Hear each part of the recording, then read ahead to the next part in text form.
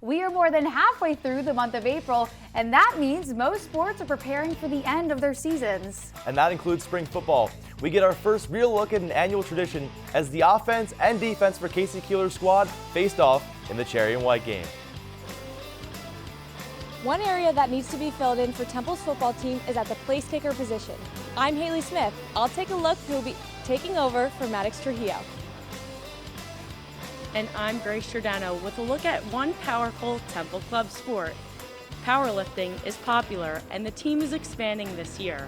OwlSports Update is live and it starts right now.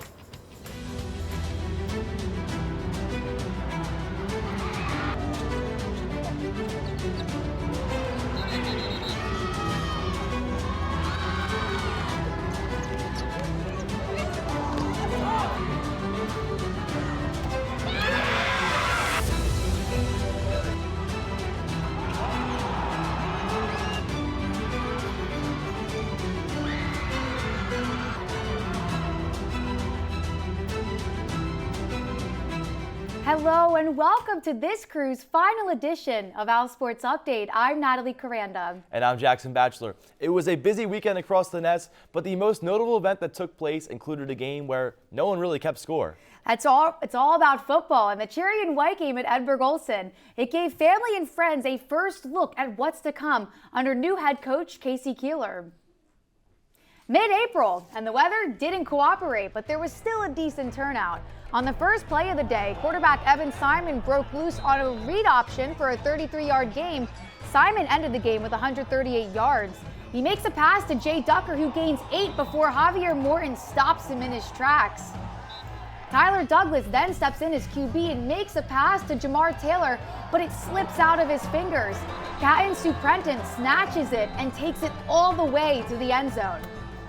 Taking a look at the second half, play action here for the Owls as Simon drops back and finds freshman tight end Ryder Cush up the seam, and he's brought down inside the 20. And then a perfectly executed play as Simon finds a wide open Peter Clark for 6. Big day for the tight ends.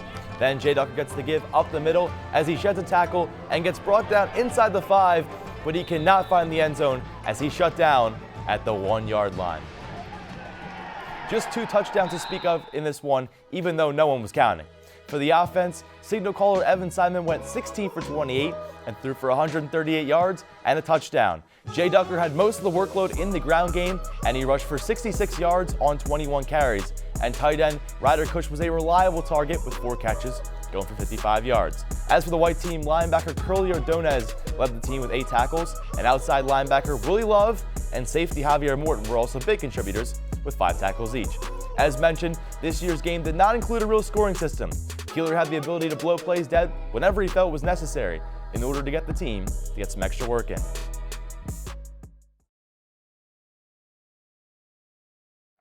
To me, it's about managing, first of all, I want to see things I want to see. Second of all, I want to get these guys out healthy. The last thing I want to do is have an injury, in mid-April, so yeah, I've never played a traditional spring game, or really, lately I've not.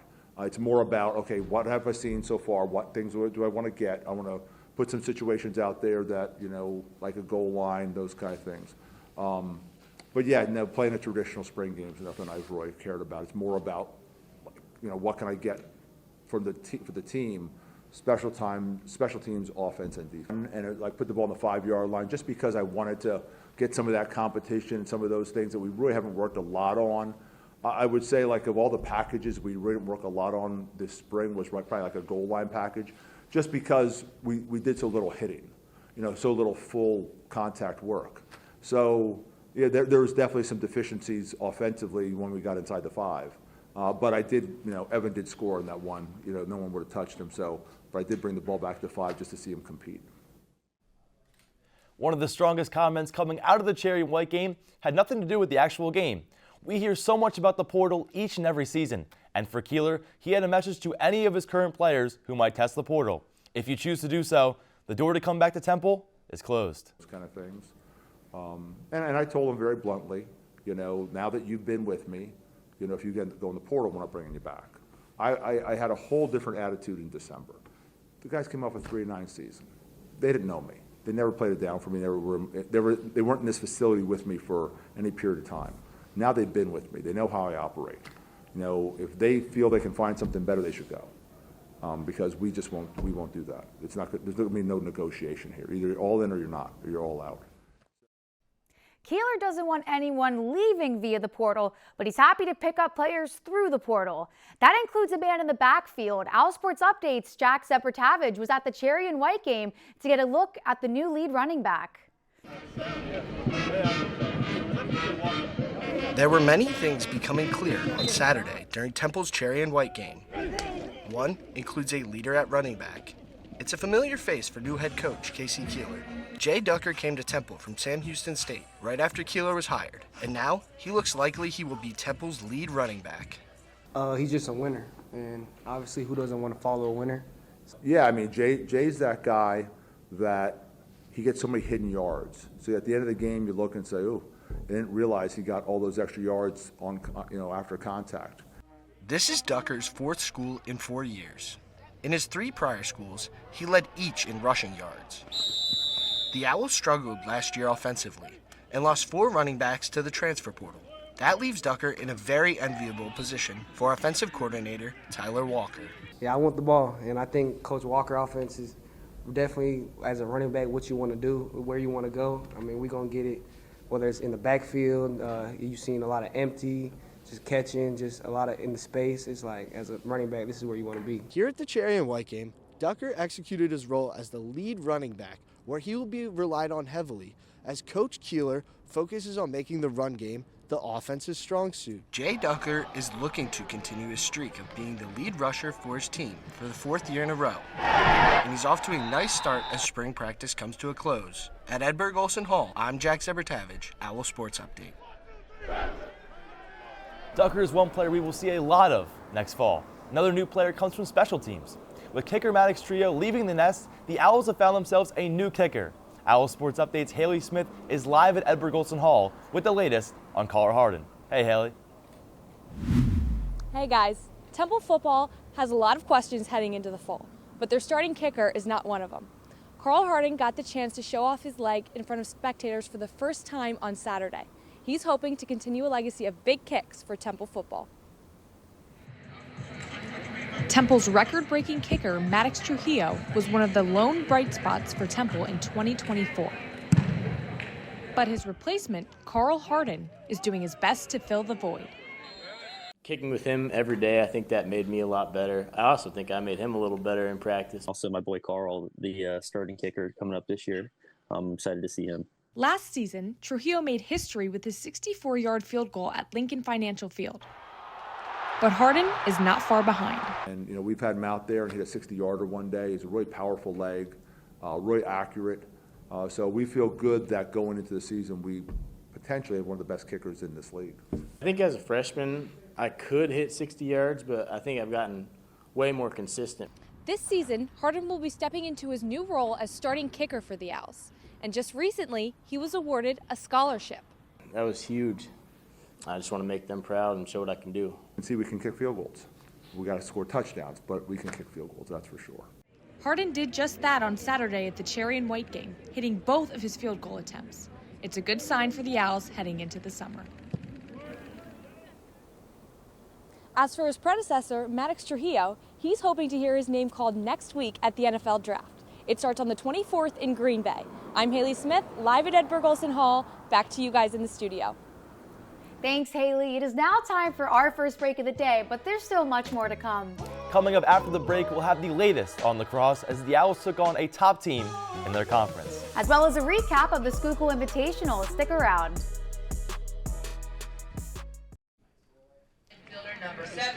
Welcome back. After the last matchup in Nashville, women's lacrosse returned back to Howard Field on Saturday as the Owls hosted James Madison. Just 30 seconds in, Maddie Epke finds an open lane and scores. This is one of her 8 goals on the day. Later in the first, Sabrina Martin with the give and go, and the Owls are on the board, making it 8-1. And in the fourth quarter, Ryan Malfa cuts through the defense as the nationally ranked Dukes dominate, and the Owls get the win, 18-4. The lacrosse team season is quickly coming to an end, and so is my semester-long series, Trip It with Natalie. But we are leaving our best episode for last. On Friday, I will travel with the team as they head to Virginia to take on Old Dominion on Saturday. The final part will include a look at how the team travels for an overnight trip hours away from North Broad. I'll have an all-access pass on the bus rides, at team meals, checking into the hotel, and of course, the game itself. This final part will air next Thursday live at noon on TUTV. Also, follow us on socials at OwlSports Update to catch updates all weekend long. With just 2 seniors currently on the team, women's lacrosse lacks some of the experience it had a season ago. But there is a sophomore who is emerging as a leader and a key contributor for Bonnie Rosen's squad. It's been a challenging season for the women's lacrosse team. The Owls are currently 2-11 with just 3 games left in the regular season. But in 2025, sophomore midfielder Sarah Gauman is currently tied for second on the team in points with 22. This is a promising sign for the team, as Gauman did not see game action last spring. Being out last year, I was only able to see kind of like a bird's eye view of the game. Being in the games, I feel like I've definitely obviously made like an impact and trying to do everything I can to hopefully get some wins the last 3 games we have. 4 of the 5 Owls' leading point scorers from 2024 are no longer with the team. Gauman is the perfect example of a young player who stepped up. Even though she has been here for 2 years, this is technically her first season. A big reason as to why Gauman did not see game action in freshman year is because of injuries. In high school, she tore her ACL and had 2 surgeries on it, and she still wears her knee brace as she plays in her sophomore year. Leaning on someone who's essentially a freshman in her college playing and had a lot of injuries toward the end of high school says a lot about just her overall strength as a player. I think I've tried to help be more of an outside filler and just help out where we can. The Owls are only graduating 2 seniors after this season. This has given Gauman the opportunity to emerge as a young leader who is a vital part of the future on Broad and Master.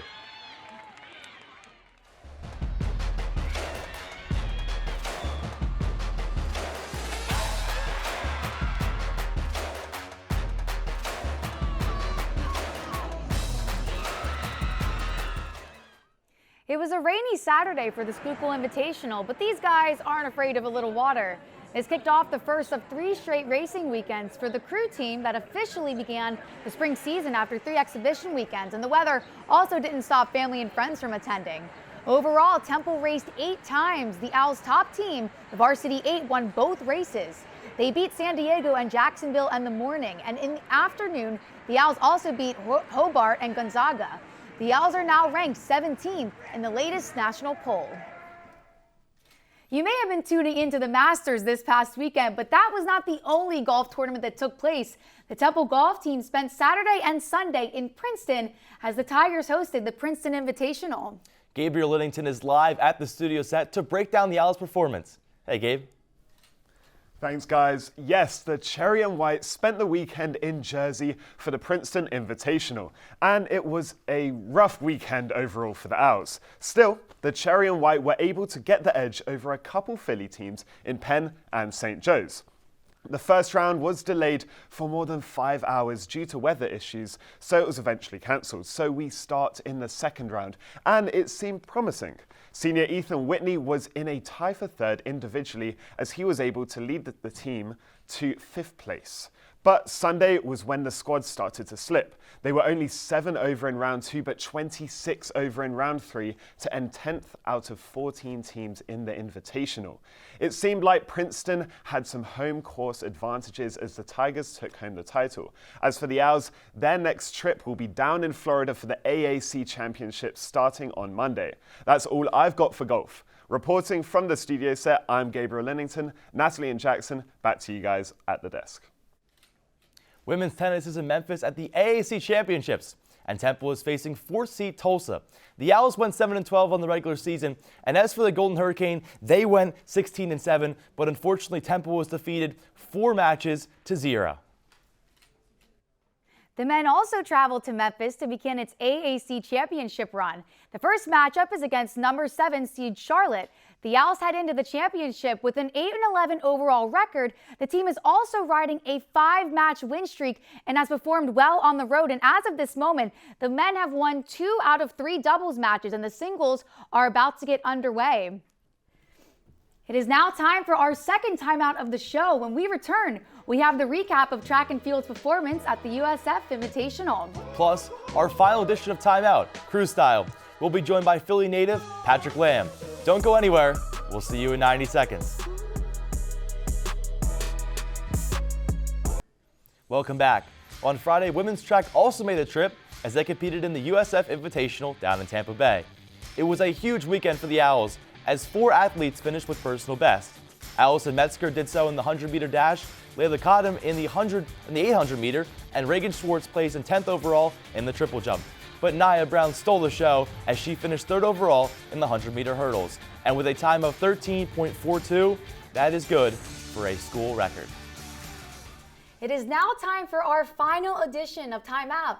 And what better way to end it with one Owl who is also a Philadelphia native. Patrick Lamb is with us on the desk to talk about his time on North Broad as a member of the crew team. Thank you for joining us, Patrick. It's no problem. So our first question from you is, since you living here, what has been the best part about competing in your sport in your hometown? I think the best part is just knowing my way around. When we're rowing on the river or, around the city, I get to show my friends who might not be from here everything about the city that I love. And that includes my favorite cheesesteak spots. That's awesome. And so what are your favorite meets that the team participates in every year? I would say my favorite one has to be the Dadville Regatta. That is basically our championship at the end of the year. It takes place on May 9th and 10th. And it used to be on our home course, the Schuylkill, but since they've moved it to New Jersey, just because it's easier logistics-wise. And then let's get into the good stuff now. What's the earliest you've ever had to wake up for either a practice or a game? Some of our travel times, we have to wake up at 4:30 or 4:15, but typically for practice in the morning, I'll wake up around 5. Now, do you ever want to talk back to the coxswain? All she does is yell at you all the time. Sometimes, yeah, but we're encouraged not to, and oftentimes I'm too out of breath to do it anyway. And speaking of breath, where is the most breathtaking view you could say in all of Philadelphia? Is it whenever you're on the river in those early morning practices and you can see the skyline? Yes, most definitely. Usually the sun is coming up right around the time when we're getting to the bottom of the river, which is when you can see the skyline the best. And in the early spring, you'll see it right over the buildings, which is just amazing to see. And Patrick, I heard you say Philly cheesesteak. What is your favorite spot here in Philly? I have to say D'Alessandro's. It's right near where I grew up, and there's no better place. And then let's talk campus pizza here. Philly style or Maxie's? I'm going to have to go with Maxie's on that one. I've gone there ever since I was a freshman, and I've never stopped. Favorite slice from Maxie's? It's got to be chicken bacon ranch. That's a good one. That is a good choice. But that is all the time we have for you today. Thank you so much for joining us. Thank you. We are now headed into our third and final break of the show. When we return, we'll take a look at how the powerlifting club includes a diverse community. OwlSports Update is back in 90 seconds.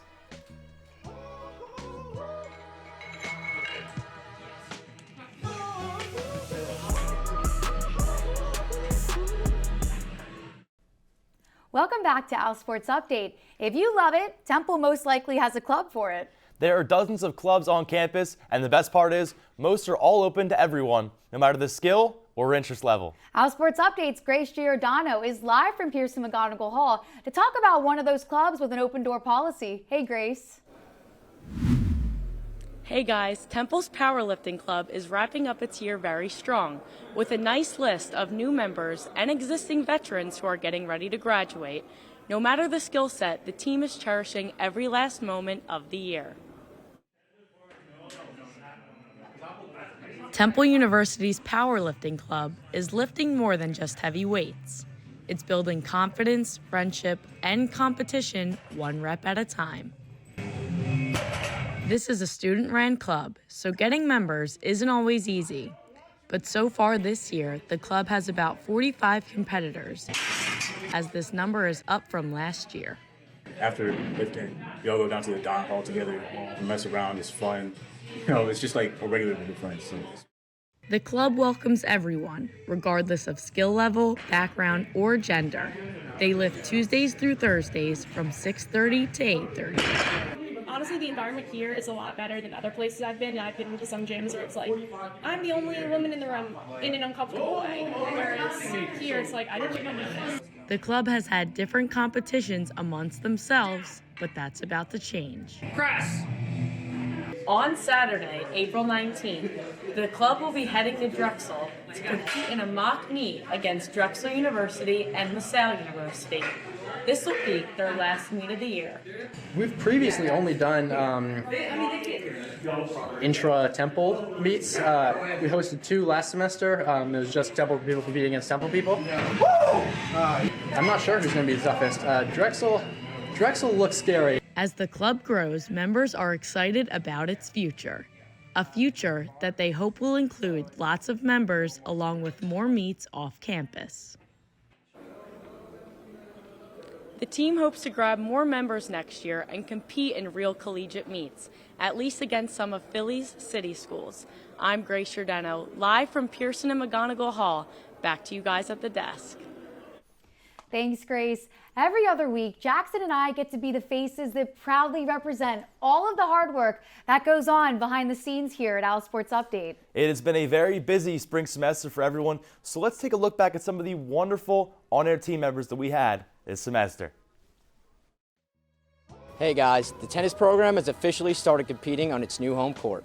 The tennis complex had its grand opening last Friday, where the men's and women's team not only had their ribbon cutting, but their first real match. Beyond her remarkable D1 fencing journey here at Temple, Constanza has made it clear to her teammates that she is not only a fencer, but someone they can go to for any kind of support on and off the strip. Natalie Maddox-Trillo is coming off a historic final season as Temple football kicker, breaking multiple records. Most remember his 64-yarder at Lincoln Financial Field. Practices will continue here on 10th and Diamond 3 times a week for the next month as the team prepares for their first season under new head coach KC Keeler. Hey guys, Temple's rowing team is preparing for their season opener next weekend. And with that, they're looking forward to some new experiences in at least one old competition. Edwin Morales is one of the names on Temple's club wrestling team with international experience. He recently placed second at the Puerto Rican Nationals and continues to train for upcoming competitions while wearing Carrion white. Temple will host 4 other teams at the EAGL Championships. As of right now, they stand in 4th place in the league. This event being held at the Leocor Center just adds that much more pressure to perform in front of their home crowd. The women's lacrosse season is underway, and senior goalie Taylor Grohlman is taking in every moment of her last season on the field.